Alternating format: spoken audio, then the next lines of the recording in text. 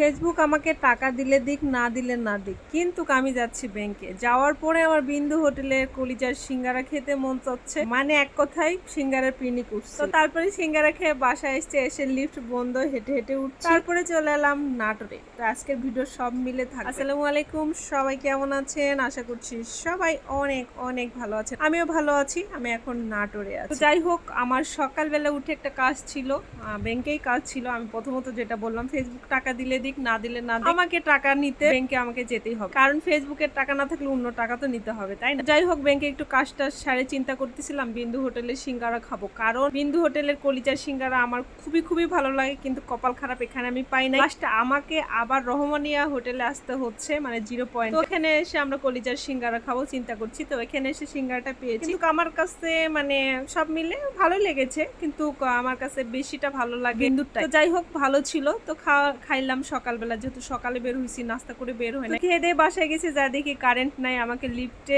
মানে 6 তলায় আমাকে হেঁটে হেঁটে উঠতে, তাহলে আমার কি অবস্থা হয়েছে বোঝা। যাওয়ার পরে চিন্তা তো ছিল আমরা নাটোরে যেহেতু চলে আসবো, আর আমার লিফট দেখলে ভিডিও করতে ইচ্ছা করে, মানে বিশেষ করে বড় আয়না দেখলে আমার ভিডিও করতে ইচ্ছা করে। লিফটে তো আমাকে আরো সুন্দর দেখায়, এই জন্য আসলে যেরকম ভাবে দেখবেন সেরকম ভাবেই হবে, তাই না? তো একটু সুন্দর ভাবে চোখ দিয়ে দেখলে মানে খারাপকেও সুন্দর লাগে। তো তারপরে বের হয়ে গেলাম নাটোরের উদ্দেশ্যে। তো আমরা গাড়ি নিয়ে বের হয়েছি, একটু বিকালই হয়েছিল, মানে কি সন্ধ্যার আগে আগে বের হয়েছি। ভিডিওটা এরকম ভালো আসতেছিল না, মানে নিজের ভিডিও এত ভালো আসতেছিল না, বাট রাস্তার প্রকৃতি আকাশ অনেক সুন্দর আসতেছিল, তাই আমি ভিডিও করছিলাম। আর আমি যাচ্ছিলাম তো যেহেতু নাটোরে, আর এদিকে আয়াত আমাকে বারবার ফোন দিচ্ছিল, যেহেতু ওর বার্থডে, ওই জন্য বলছে মিমি কখন আসবে, মিমি কখন আসবে। ওই বলতে বলতে আমরা চলেই আসলাম, মানে আসতেছি রাস্তায়। আর দেখেন পিছনে একদম সূর্য ডুবু ডুবু ভাব, মানে ভিডিওটা এরকম ভাবে অন্ধকার আসতেছে, কিন্তু পিছন থেকে দেখতে কিন্তু অনেক সুন্দর লাগে। আর বিশেষ করে না রাজশাহী থেকে নাটোরের রাস্তাটা আমার কাছে খুব ভালো লাগে, একদম বিশ্ব রোড, খুব সুন্দর করে আসা যায়। এদিকে আমার ছোট ভাইয়ের মাথা টাথা ঘুরতেছিল, ও একটু মাথা হিলান দিয়ে বসেছিল, কারণ ওর গাড়িতে উঠলেই নাকি মাথা ঘুরছে, বাট আমার কিছুই হয় না এরকম। তারপরে আপনার ভাইয়া আমাকে একটু ড্রিঙ্কও নিয়ে এসে দিল, এটা আমার খুব ভালো লাগে খাইতে, মানে যেরকম একটু অলসতা কাজ করছিল, তো এটা খাই একটু চাঙ্গা হয়ে গেল। তো এদিকে আস্তে আস্তে সন্ধ্যা লাগছে, আর সন্ধ্যা না আসলে রাস্তার এত সুন্দর ভিডিওটা নিতে পারতাম। পুরো রাস্তার চারপাশে এত পরিমাণ আলো, মানে রাস্তার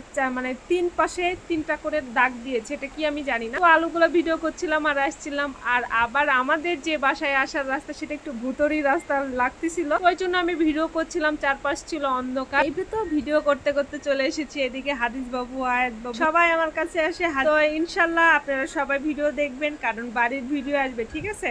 সবাই ভালো থাকবেন, সুস্থ থাকবেন, আল্লাহ হাফেজ, টাটা, বাই বাই।